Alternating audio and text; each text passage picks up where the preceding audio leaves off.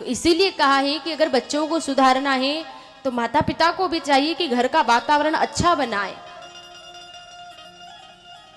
ऐसा कोई काम उनके सामने न करे जिससे उनके मन पर गलत असर पड़े।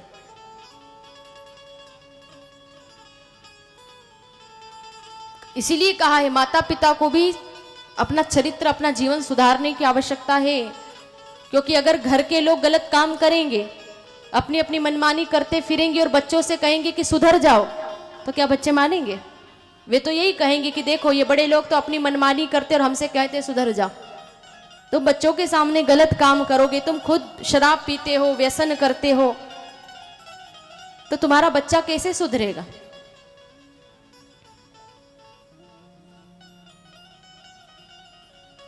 तो अपने जीवन को भी सुधारो, आपके जीवन में भी ऐसी कोई गलत वस्तु नहीं होनी चाहिए, व्यसन,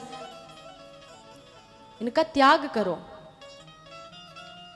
अगर है जीवन में यह अवगुण, नशा करने की आदत है, शराब पीने की गंदी आदत है, व्यसन करने की आदत है, गंदा आहार लेने की आदत है, तो कृपा करके उसे छोड़ो, उसका त्याग करो। अपनी संतान के सामने भी अच्छा आचरण करो। पहले आप स्वयं सुधरो, फिर संतान को भी सुधारो, बच्चों को भी अच्छे संस्कार प्रदान करो, उनको भगवान की सेवा में लगाओ। हम ऐसा नहीं कह रहे कि आप उन्हें पढ़ाइए लिखाइए मत, खूब पढ़ाइए, खूब लिखाइए, लायक बनाइए। माता पिता को संतान से बहुत आशाएं रहती है, हमारा बच्चा अच्छा पढ़े लिखे, अच्छी नौकरी करे, अच्छा काम करे, खूब आशाएं रहती है।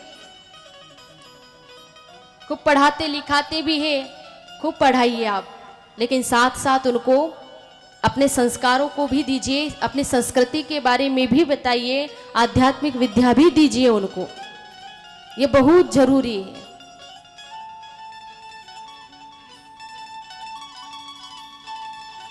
तो धन्य है बाली, मरते समय बहुत अच्छा काम किया, अपने पुत्र को सौंप दिया है राम जी की सेवा में। और बाली प्रभु राम का दर्शन करते करते अपने प्राणों को छोड़ देता है। भगवान ने बाली का उद्धार किया। पत्नी तारा रोती रोती आई है, तब भगवान ने तारा को बोध दिया, उपदेश दिया, देवी संसार नश्वर है, शरीर तो एक न एक दिन सबको छोड़ करके जाना ही है। उसका अग्नि संस्कार किया गया। तदुपरांत किष्किंधा का राज्य सुग्रीव को सौंप दिया भगवान ने। सुग्रीव को राजा बनाया भगवान ने, राज तिलक हुआ उनका, और युवराज पद अंगद को दे दिया गया।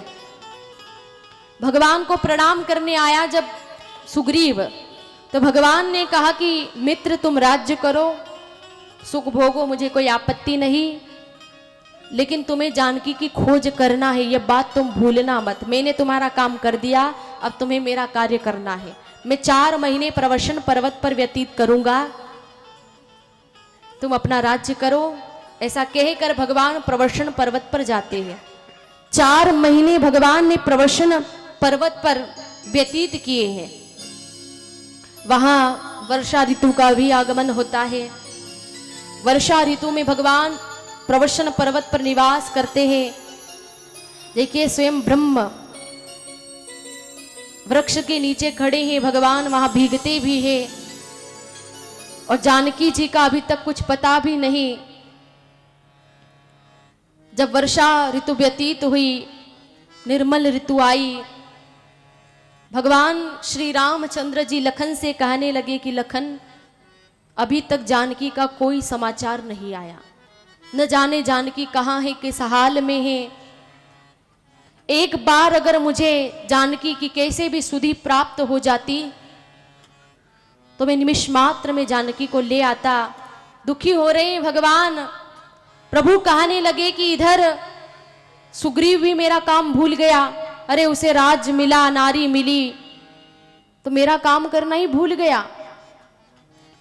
अरे वह जानता नहीं है कि जिस बाण से मैंने बाली को मारा, उस बाण से मैं उसे भी मार सकता हूं। थोड़ा क्रोध करके बोले भगवान। तो लखन जी कहने लगे प्रभु आपको कष्ट करने की क्या आवश्यकता है, आप तो बस मुझे आज्ञा दो। तो भगवान ने कहा ठीक है तुम जाओ, भय दिखा करके ले आना उसे। तो लखन जी महाराज गए, भगवान राम सोचने लगे, मैंने कह तो दिया है लखन से कि भय दिखाकर ले आना, लेकिन कितना भय दिखाना है यह नहीं कहा। अगर ज्यादा भय दिखा देगा तो सुग्रीव डर के मारे ही मर जाएगा। पीछे से उन्होंने हनुमान जी महाराज को भेजा कि हनुमान जी आप जाइए।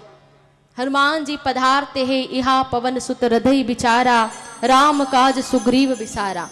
हनुमान जी सोचने लगे कि देखो सुग्रीव कितना स्वार्थी, भगवान का काम करना ही भूल गया। तो हनुमान जी महाराज गए हैं सुग्रीव के पास, सारी बात कही तो सुग्रीव ने क्षमा मांगी, हनुमान जी अपराध क्षमा कर दो। फिर जल्दी से उन्होंने सारी तैयारियां करनी आरंभ कर दी, रीछ वानरों को इकट्ठा करो, सबको सूचनाएं दे दी। इधर तैयारी चल रही थी, उधर लखन जी महाराज आए क्रोध करते हुए, अरे तेरी नगरी को जला करके राख कर दूंगा, राम के काम को भूलने वाले को जीवित नहीं छोड़ूंगा। लखन जी का गुस्सा देखकर सुग्रीव थरथर कांपते हैं। हनुमान जी से कहा, महाराज लखन जी को मनाइए, कितने गुस्से में हैं, मेरी तो ज्यादा जान पहचान भी नहीं है, आप तो जानते हो। हनुमान जी कहने लगे कि इतना भयंकर गुस्सा तो मैंने भी नहीं देखा, अब गुस्सा कैसे उतारे। हनुमान जी महाराज ने राम कथा कहनी आरंभ कर दी। जैसे जैसे राम कथा सुनते गए लखन जी, वैसे वैसे क्रोध उतरता गया। हनुमान जी ने इशारा किया, आगे आगे चलो।